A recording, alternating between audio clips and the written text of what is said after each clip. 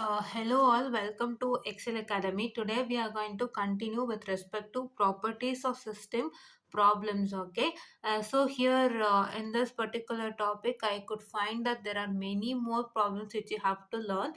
So therefore, what I planned is let me have another session as supplementary problem session in this particular channel, and I'll make sure that I would do all the problems without fail. That is, I would take you through the textbook and I will show you what are that problems present, and I'll explain it to you in detail without fail. Don't feel that I'm showing the textbook. It's like I'll show the textbook once and I'll do the sheet of paper. How does that work? Okay. So we have supplementary sessions also from today. So one session would be a normal session. That is normal session in the sense today we are going to do two problems. So let's do that. And the next video today would be leaving another video. That video also would be the supplementary session, like you learn more and more problems other than these problems. Okay. So let me start doing that also, so that you would get to know what are the questions that is present. Okay. So now let me start with the very first question. My first question today is that is log of x of n is my first question. So my first question would be log of x of n, right? Yes. So what is this question is, so here it is a logarithmic system, right? Whatever you give as an input, you can say that the output would be in the form of logarithmic, right? Output would be in the form of log itself. You get a logarithmic output when you give any input to a system. As the system is a logarithmic system, the output would be in the terms of log itself, right? So very first thing, let's learn the linearity concept. So what is linearity concept? Linearity concept states that that is the transformation of, that is ax1 of t plus bx2 of t would be is equal to what? Would be is equal to, that is a transformation of x1 of t plus b transformation of x2 of t. So this is n, really sorry guys, once again it's n. So that is a transformation of x1 of n plus b transformation of x2 of n. Actually I'm still in that continuous type of problems only, so that is why it becomes a mistake, I'm sorry. But nothing changes. See, if you learn the problem with respect to n, so the same process goes on for t. Don't get confused. Don't feel that the questions for the continuous time signal and the questions for the discrete have a different procedure. No, the same procedure is the same. If we ask the same kind of question in t, that is if he gives you log x of t, right? Log of x of t if he asks you, so when you feel the procedure is different, it is really wrong. The procedure is the same, but wherever you have to substitute n, you are making use of t, that's it. Okay, no changes. So you are going to represent the this thing in continuous form. That is the general form of linearity in the continuous form, and general form of time invariant system. That is what? That is transformation of x of t minus t naught, which is equal to y of t minus t naught. So that is what you are going to write. And for memory less, you are going to substitute for the value of t. For the causality, you are going to substitute for the value of t that you have already done in your memoryless concept, and you can prove from the memoryless concept also what is a, whether the system is causal or non-causal, and then you go on to stability, the same results. Okay, if you know with respect to n, the same you have to do it for t, but change it as t, that's it. No changes. In the place of n, change it as t, and all the results would be the same, right? So let's move on to the problem now. So here it is, my first thing is, I give the combination, that is ax1 of n plus bx2 of n to the system. So if I give it to the system, what the result I get is, I get it as log of ax ax1 of n plus bx2 of n, right? Yes, it is log of ax1 of n plus bx2 of n. So that is what is resulting in what? So that is what is resulting in this. So now next thing what you have to do is, you are going to transform x1 of n and x2 of n. What is the transformation of x1 of n and x2 of n? That is, it's a single transformation of x1 of n and x2 of n. It's not a combined transformation. So what is the resultant that you get?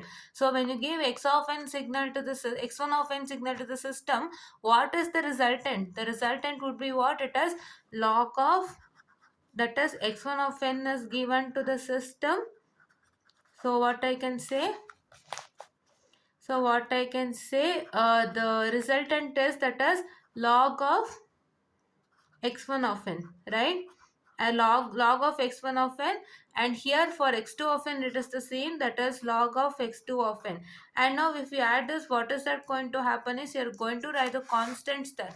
So constants are a and b, so you're going to write that as a log of x1 of n plus b log of x2 of n, right? So what is this resulting in? So this is resulting in a different answer, right? The first answer, that is what you got for the what I can say, that is what you got for the transformation of ax1 of n plus bx2 of n transformation. You got some result, right? So for that result, whatever you got, and the A transformation of x1 of n and B transformation of x2 of n, what is the result that you got? Both the results are different, right? They're different. So therefore what I can say is, I can say that the it is a non-linear system, right? This one and this result is not equal, they're different, right? So therefore I say that it is my non-linear system, right? I do say that it is a non-linear system. Just let me write that it is a non-linear system. Okay, yes. So now let us move on to time invariance, right? Let me move on to time invariance. So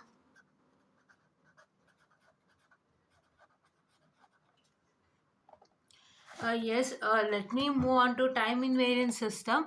So in the case of time invariant system, so what is that going to happen is, you all know that that is transformation of, that is x of n minus n naught, which is equal to, that is what I can say, y of n minus n naught, right? Yes. So now here you can see that, let us apply this now for the problem. So therefore when you apply this for the problem, so my given question is, that is log of x of n, right?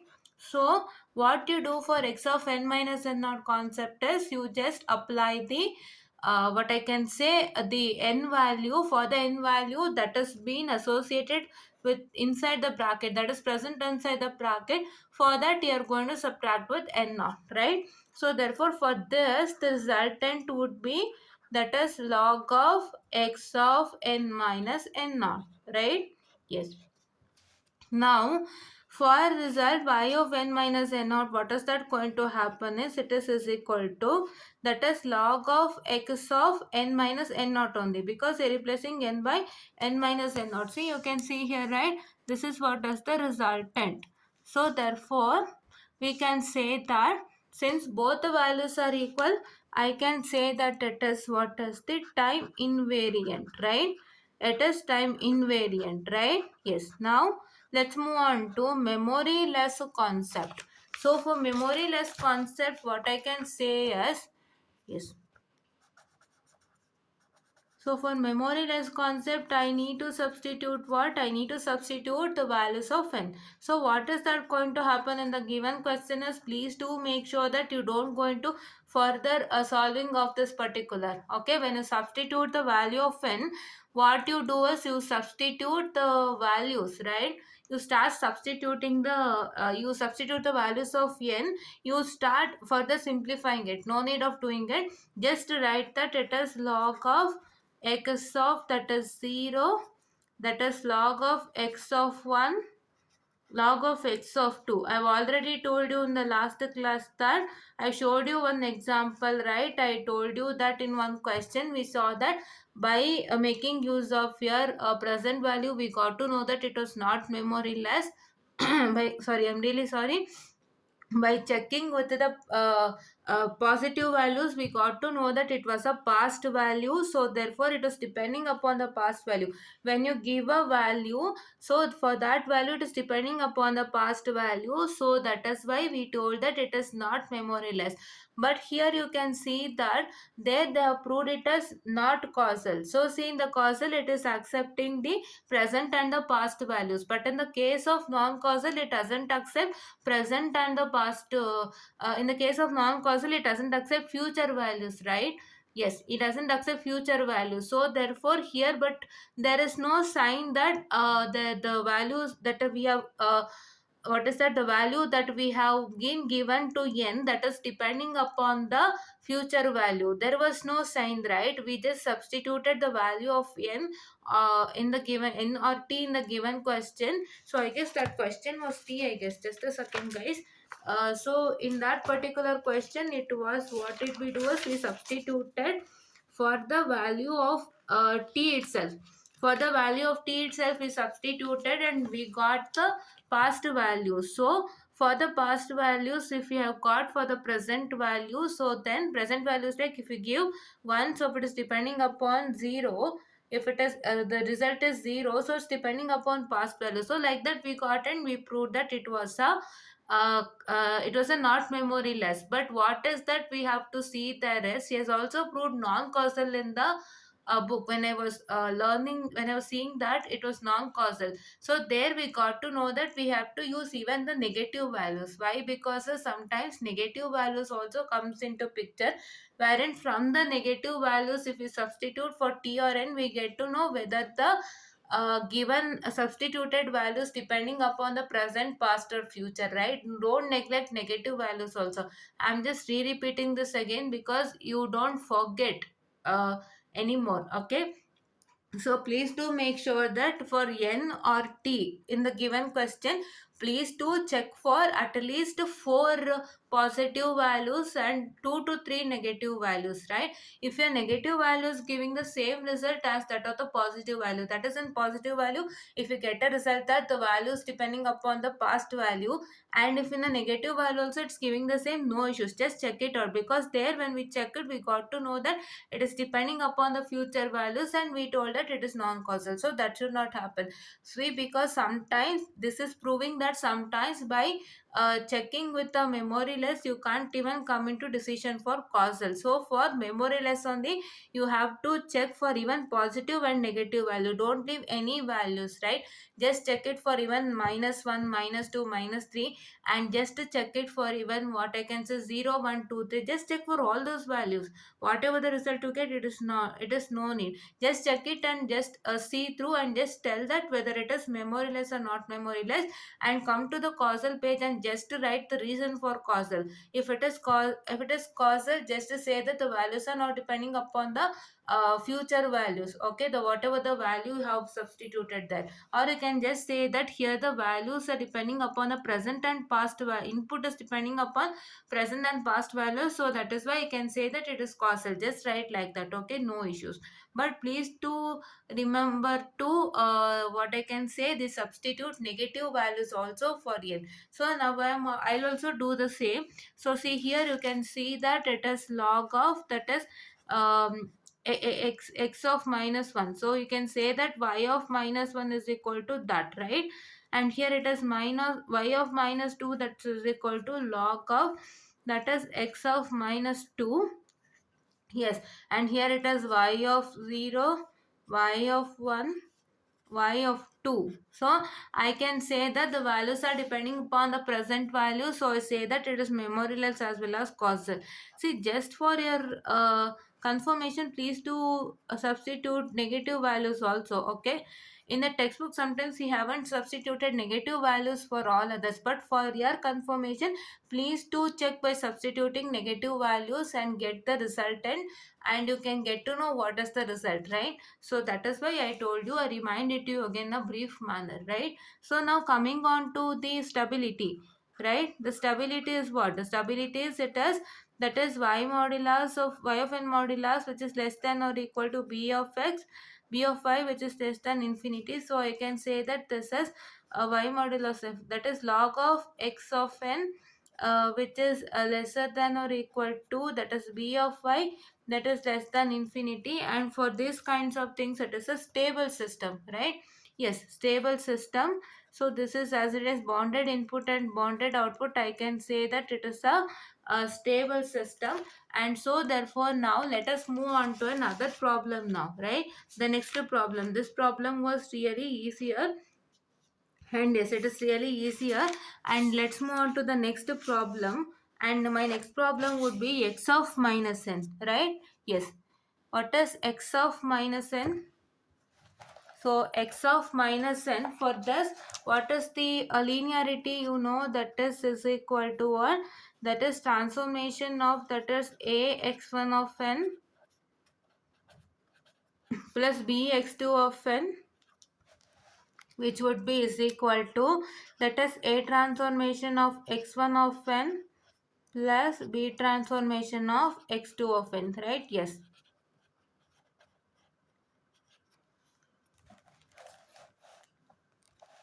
So now coming on to this process, so what is that test? So see here, if I apply a of x1 of n plus b x2 of n into a system, my resultant would be what? That is a x1 of minus n, so plus b x2 of minus n, right? So now this is what is that result. So now if I apply, so that is transformation of x1 of n, that is x1 of n to a system. So then it is resulting in, that is x1 of minus n and x2 of minus n, you get the resultant. That is when you apply x2 of n to the system, and here you are adding a and b, the constant values. So as these two are equal, I can say that it is whole and sole a linear system, right? So for linear system, it must be equal. So what is transformation? Transformation is nothing. So when you apply to a system, so that is what you write it as transformation. That is, you apply the whole thing to a system, right? Whatever the transformation you have given, if it is transformation of x1 of n, x1 of n is applied to a system, so then it is resulting in what? It is resulting in the, what I can say, the output. Okay, so output, that is change in the output, right? Yes. So now next one would be my time invariance. So what is my time invariance?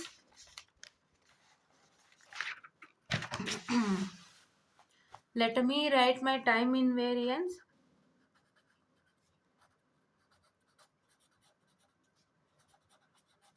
Yes. So in the case of time invariance, what is that going to happen is, so you can see that it is transformation of, that is x of n minus n naught, which is equal to, that is y of n minus n naught, right? Y of n minus n naught. So therefore, now if you apply the question, what is your question is x of minus n. So therefore, what is that going to happen is, for the minus n, that is inside the bracket, for that you are going to subtract with minus n naught. So let me write the resultant as x of n minus n naught. This is what is the resultant for this. So now what is y of n minus n naught? Y of n minus n naught, you are going to substitute n with n minus n naught. Here what happens is, there is minus n, so don't directly write n minus n naught, substitute n with n minus n naught. Please do put a bracket, it is really important. See, this is minus n naught whole bracket. Why whole bracket is because this is minus n. So minus n would be what? Minus n minus n. Minus n, this is not n. If it was n, just write n minus n naught, no issues. But as this is minus n, so therefore you are going to write it as n minus n naught the whole bracket. So this minus is associated with n, and when you are substituting, that is n as n minus n naught, you need to know that that minus is whole and sole for n minus n naught. So therefore, please to put the bracket. If you put the bracket, you get the resultant as minus n plus n naught.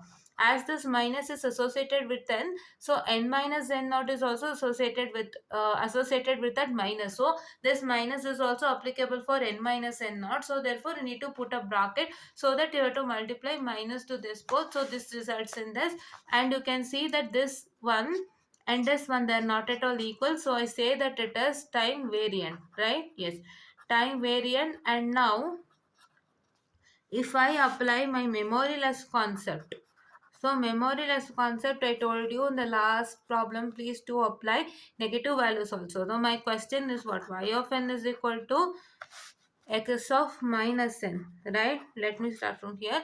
It is what is my y of 0 would be is equal to y of 0 is equal to what? That is x of minus 0. Here minus 0 is not at all present, right? 0 doesn't have any any symbol, right? Plus or minus 0 does not like that, right? So don't consider this 0 now, for instance. So let me consider 1. So for 1, what is that going to happen is it is x of minus 1. So what is that going to happen? This is 1, that is present. So here this is past, right? Yes, this is past. Okay. Yes. Now let me consider 2. For 2 it is minus 2, isn't it? Yes. For 2 it is minus 2. But now let me take a negative value. So let me take y of minus 1. So what is this? This is x of minus n, right? So if I take minus of minus 1, it is plus 1. So that is for y of minus 1, it is x of 1, right? This minus is already present there, along with that this minus 1. So minus of minus is plus, so I get plus 1. So now this is depending upon what? This is depending upon the future value. So I can say that I have proved that this depending upon future as well as the past. So therefore you can say that it is a not memoryless and not causal system, right? So not for not causal system, I proved that it is a what I can say, it depends upon future values. So this is not memoryless, not causal, right? Yes. Hmm. Yes. So now next question, what is that you have to do as? So I proved not memoryless and not causal, and now let's move on to stability. So for stability, what is that going to happen as? So let me see for stability. So for stability, it is what the general form, that is y of n the whole modulus, which is less than or equal to p of I, which is less than or equal to, that is what I can say, the infinity, right? Infinity. So now here, so for this system, it is you can write in the place of phi of n, that is x of minus n, that's the given question, that is lesser than or equal to b of I less than infinity. So this is also a stable system, because as an input is bounded, your output is bounded, so that is why it's a stable system. So this is what is for today's session. We have studied two problems, right? And we'll be studying another two problem as a supplement, right? Because we have done lots and lots of problem. I guess we have done some six problems. I remember two and two. Right there, we did two problems. That is in the very first video. That is with respect to properties of system. When we discussed about the theory of that, we did two problems. And I guess yes. Let me check that once. So for that, we did two problems. And then now we did another two problems, right? We did one and two problems, the two problems, so that is four.